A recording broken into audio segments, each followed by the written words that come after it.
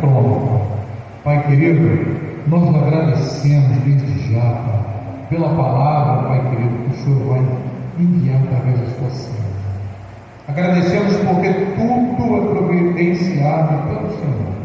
Pai, usa a tua serva mais uma vez em nome de Jesus. Amém.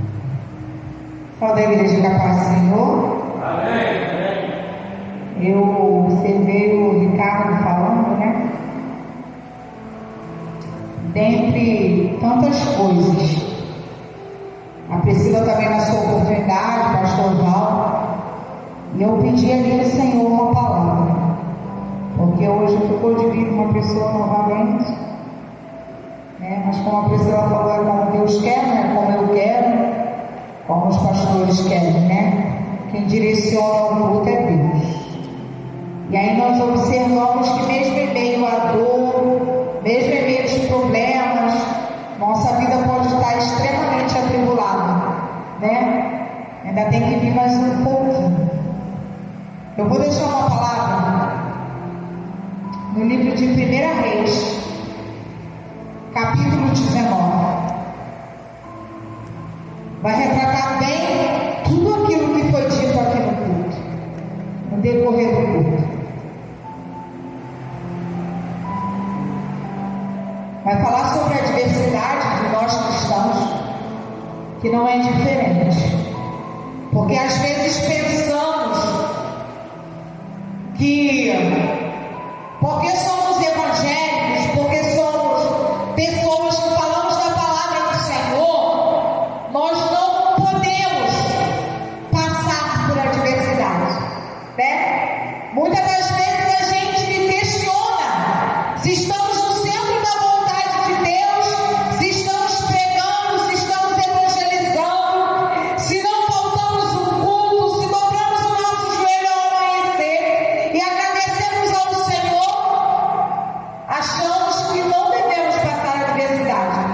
E essa palavra ela é bem enfática, bem direta, retrata um grande homem de Deus, retrata um homem que foi usado sobremaneira, aleluia por Deus.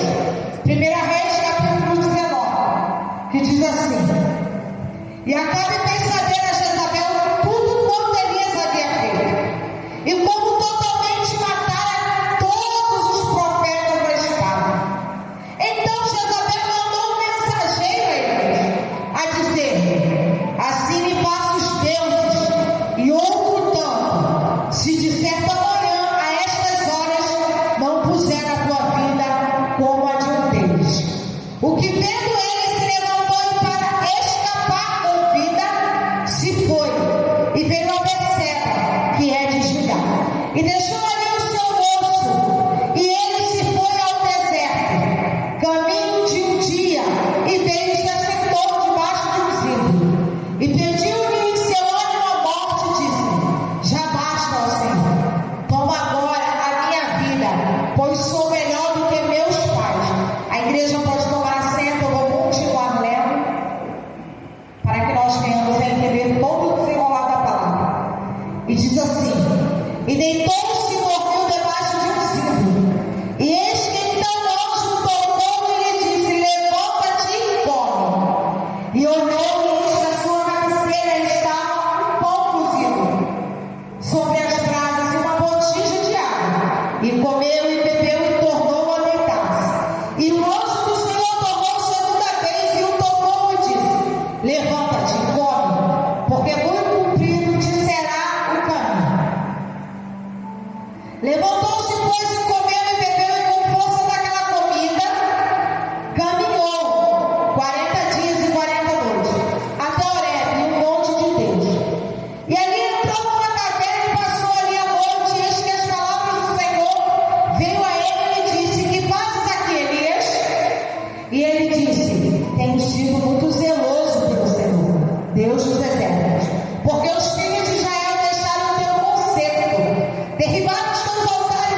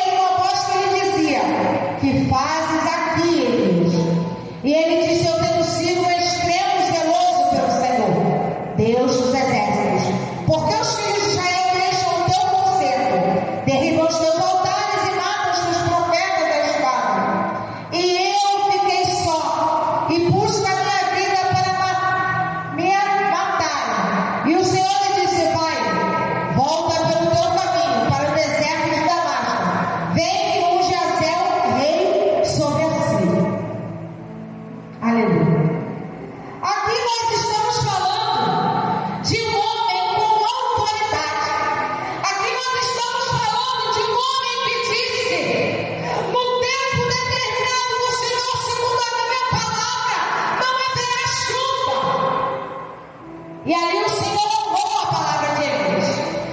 Nós estamos falando de um homem a qual o Senhor disse assim: Elias, vai lá, mostra para aquele povo quem sou eu. E ali Elias, ele pôde contemplar tudo aquilo que acontecia com os profetas de Baal. Ali Elias acompanhou o dia todo até a tarde, mais ou menos a hora nona. Aleluia! Que aqueles profetas de Baal se encontravam ali, aleluia, se esbofeteando, aleluia, se cortando, chamando a atenção do Deus Baal.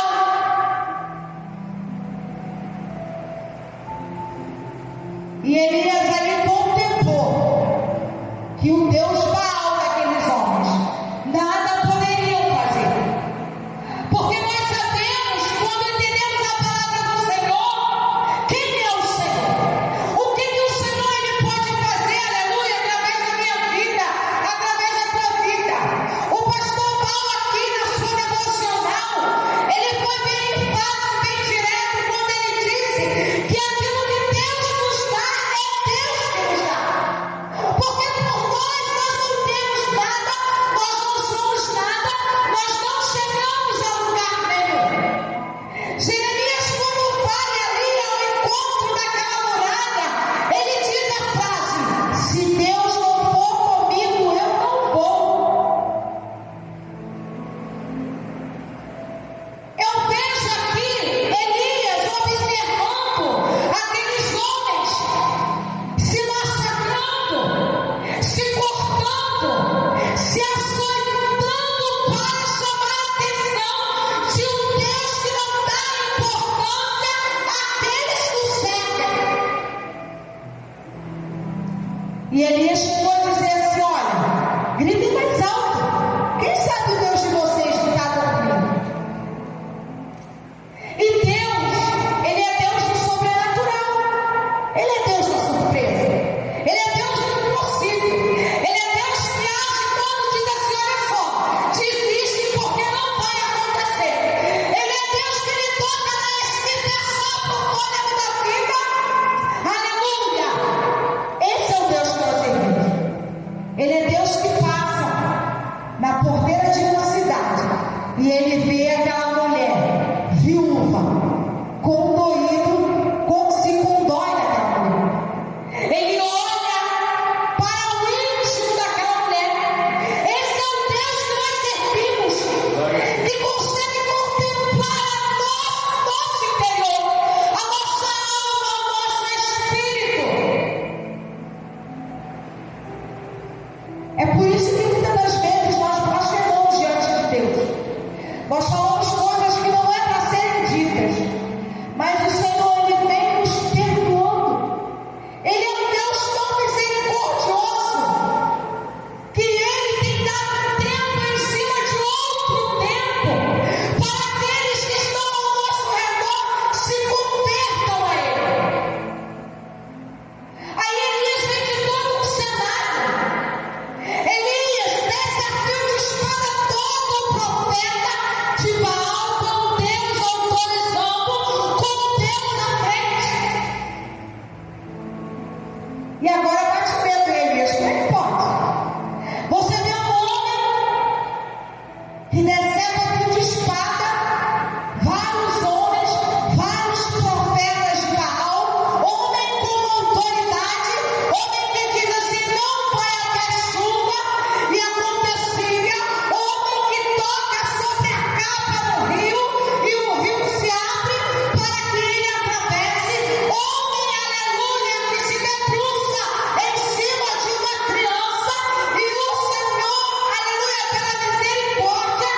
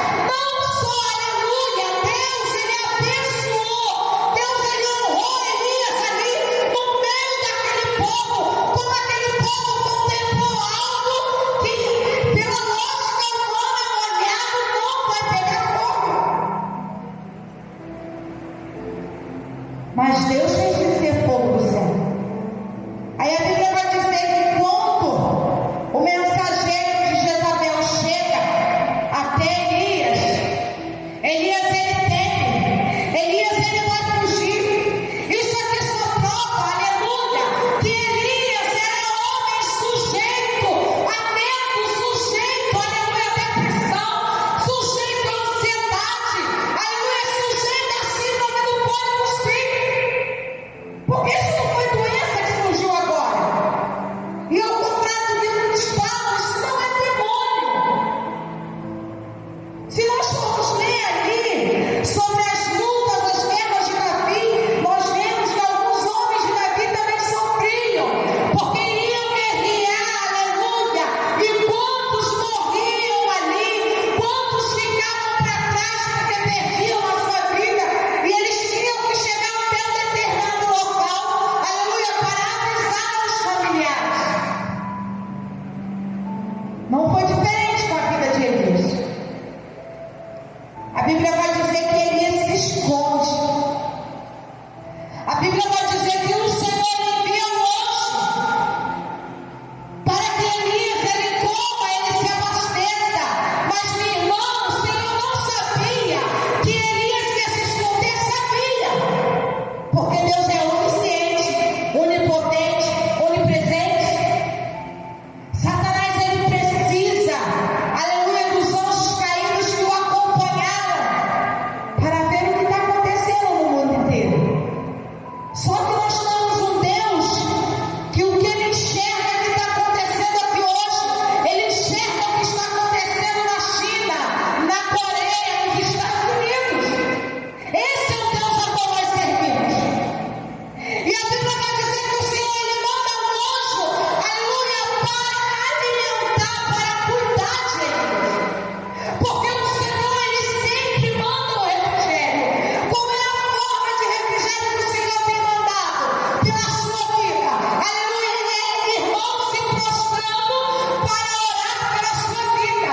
São pessoas se preocupando, aleluia, com a tua saúde, com a tua vida espiritual. Glória a Deus. Porque quando nós temos o amor de Cristo implantado em nós entendemos que precisamos amar o nosso próximo como a nós mesmos.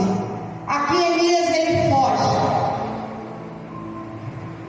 Ele come, ele bebe por 3 dias consecutivos. Aí a Bíblia vai dizer aqui no 8 que ele levantou e comeu e bebeu, e com a força daquela comida caminhou 40 dias e 40 noites até Horebe, o monte de Deus. Minha irmã, ele caminhou até o monte Horebe para orar? Não. Deveria. Porque Deus, ele enviou o anjo para cuidar de Elias ali naquele lugar. Porque o Senhor, ele sabia como estava o coração de Elias. Deus, ele sabia que Elias era homem suscetível ao erro, suscetível ao medo. Aleluia, era homem que mesmo com autoridade espiritual dada por Deus, ele temia pela sua vida. Porque a intimidade que Elias, ele tinha ali com o Senhor, ele podia dobrar o joelho dele e falar: Senhor, vai adiante de mim, cuida dela nesse momento. Porque as coisas que Elias dizia, o Senhor abençoava, que acontecia no instantâneo. Elias entrou na caverna. Foi esse o deserto da Priscila? Foi esse o deserto do Ricardo? É esse o deserto de tantas outras pessoas. Mas quando nós entendemos, como disse a obreira Priscila, que não temos escolha, Ricardo, ela ministrou semana passada, tá? Semana retrasada, tá? Que não temos escolha, que precisamos estar apostos para fazer a obra do Senhor. Em dado momento, queremos nos colocar na caverna e nós vemos o próprio Espírito Santo falando conosco. Ah, meu irmão, não fala não, fala sim. Fala sim. Quando o Ricardo, ele teve um problema de saúde, ele entendeu que foi Deus que deu o livramento em meio a tudo aquilo que ele estava passando. Quando a Priscila, na sua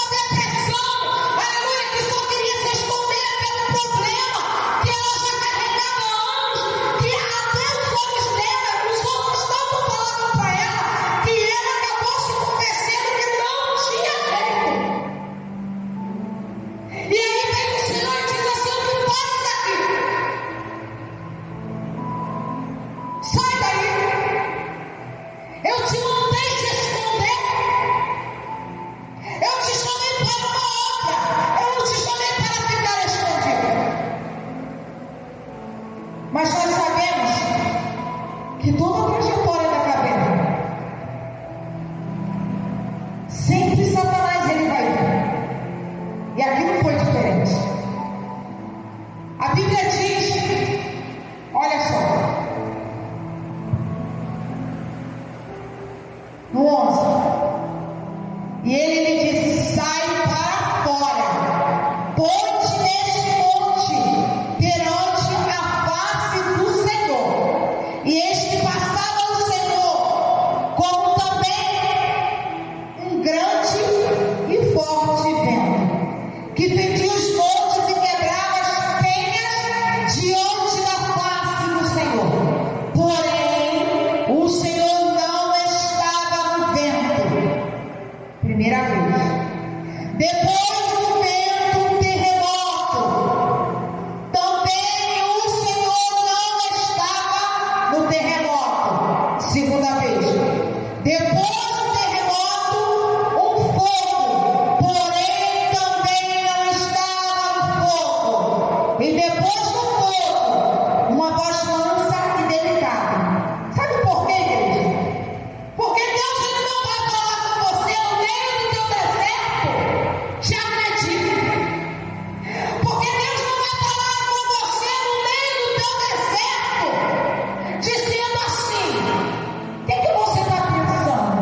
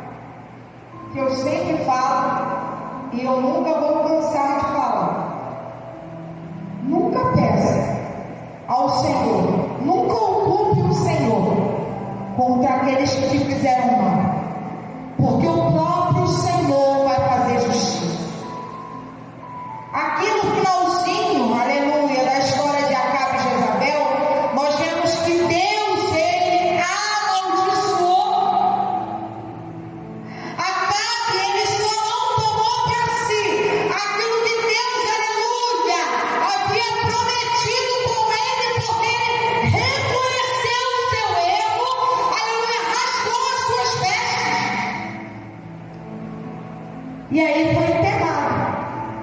Mas a história de Jezabel já foi outra totalmente diferente. Então, igreja, quantas pessoas que dizem que são e não são? Quantas pessoas estão como Jezabel, perseguidores do servo de Deus? Em momento nenhum eu vejo Elias dobrando o seu joelho e pedindo ao Senhor: Senhor, vai de encontro a ela, toma a frente, me justifica, mata ela. Senhor, faz isso não. Elias, ele entendeu que o mesmo Deus que dava autoridade para ele era o mesmo Deus que iria tomar a frente e justificar a vida dele sobre aquela mulher que só perseguiu, que só matou, aleluia, que só fez mal a homens, aleluia, que fizeram a obra do Senhor. Que nós venhamos aprender que mesmo em momentos que queremos estar na caverna, é para ficarmos de pé, dizendo: Senhor, sozinha, eu não consigo. Segure minha mão, socorre, meu Deus, me ajuda, porque